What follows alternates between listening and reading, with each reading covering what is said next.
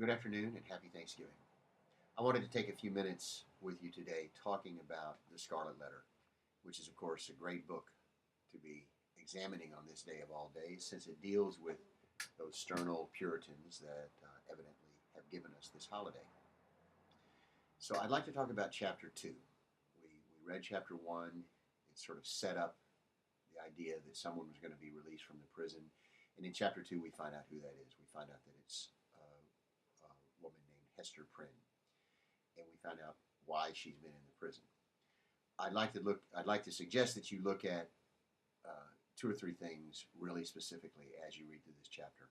Number one, look at how the older matrons respond to Hester, respond to the fact of her being released from prison. Their desire to punish her is pretty extreme. One of them actually says she'd like to have seen Hester, her forehead burned with a hot iron. Another said she should have just been put to death. Notice too, there's a young woman among the ladies waiting outside the prison who takes a different view. And I'd like you to think about why this younger woman would take a different view. Secondly, take a look at Hester Prynne herself. What is she like?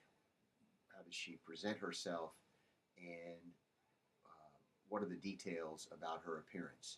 Now, you'll notice there's the Scarlet A, which she's embroidered in a very fine way on her blouse. And the matrons get upset about that. And so ask yourself, why are they upset about that? What does that suggest about Hester that she did do the needlework in such a fine way? Thirdly, I'd like you to take a look at the question of how Hester is punished. So the matrons would have liked to see her put to death or branded with a hot iron on the head and all that sort of thing. But the actual punishment is that she has to go up on the scaffold and stand before the public. And I'd like you to think a little bit about why that punishment was chosen, why it might be effective.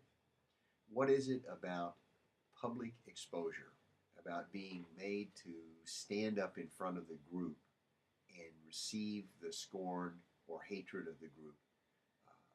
Why is that an effective punishment? And what does it say about the boundary line between private things and public things? We'll talk about that a good deal as we move forward in this novel. I'd like to, though, focus finally on the last part of the chapter because there's a paragraph that can be a little tricky. I'd like to read it and maybe discuss it a little bit. It's a paragraph that gives a lot of background about Hester's life, and it's important. And so I'd like to go through it. It starts on page 60 in one of the editions. I'm not sure what the other edition of the page is, but it's the paragraph that begins, "Be that as it might." So, be that as it might, the scaffold of the pillory was a point of view that revealed to Hester Prynne the entire track along which she had been treading since her happy infancy.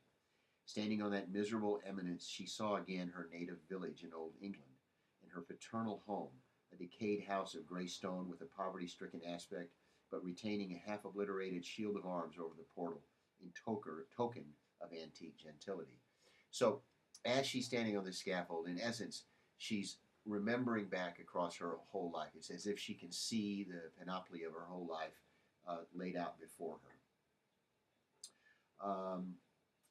She saw her father's face with his bald brow and reverend white beard that flowed over the old-fashioned Elizabethan ruff. Her mother's, too, with the look of heedful and anxious love which it always wore in her remembrance, and which, even since her death, had so often laid the impediment of a gentle remonstrance in her daughter's pathway. She saw her own face glowing with girlish beauty and illuminating all the interior of the dusky mirror in which she had been wont to gaze at it. So these are all memories of her time back in England, when she was growing up in England. There she beheld another countenance of a man well stricken in years, a pale, thin, scholar-like visage, with eyes dim and bleared by the lamplight that had served them to pore over many ponderous books.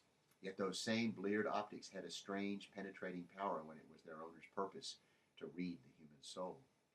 This figure of the study and the cloister, as Hester Prynne's womanly fancy failed not to recall, was slightly deformed, with the left shoulder a trifle higher than the right. Next rose before her in memory's picture gallery the intricate and narrow thoroughfares, the tall gray houses, the huge cathedrals, and the public edifices, ancient in date and quaint in architecture, of a continental city, where a new life had waited her, still in connection with the misshapen scholar, a new life, but feeding itself on time-worn materials like a tuft of green moss on a crumbling wall. Now, this is a bit tricky.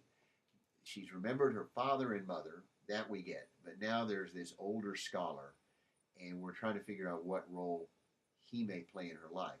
Well, the fact that she's moved to a continental city, and by that is meant they've moved to Europe from England, moved to the continent of Europe. Um, that tells us that there's a good chance that this may be her husband, because why else would she go with this older man? Remember, back in these days, oftentimes girls would marry older men because they were the ones who had the money and the social standing. Um, so we're just having to guess at this time, and you have to assume in chapter 3 or in later in the book this is all going to be made more clear. Um, Lastly, in lieu of these shifting scenes, came back the rude marketplace of the Puritan settlement, with all the townspeople assembled and leveling their stern regards at Hester Prynne. Yes, at herself, who stood on the scaffold on the pillory, an infant on her arm, and the letter A in scarlet fantastically embroidered with gold thread upon her bosom. Could it be true? She clutched the child so fiercely to her breast that it sent forth a cry. She turned her eyes downward at the scarlet letter and even touched it with her finger, to assure herself that the infant and the shame were real. Yes, these were her realities. All else had vanished. So all of the world of memory is swept away in the recognition of what has happened to her life and the shame that she is facing that is being projected at her by the townspeople in this Puritan town. So I hope this will be a little bit helpful as you move forward. Please read through to chapter 3 by Monday, and I look forward to seeing you then. Once again, happy Thanksgiving. I know you're going to enjoy reading this book over the holiday period, and you might even try reading a chapter or two to your guest. That usually goes over really well at Thanksgiving dinner. People love to get into discussions about literature, and I'd highly recommend it. It also is a great aid to digestion. All right, thanks so much for listening, and we'll see you on Monday. Bye.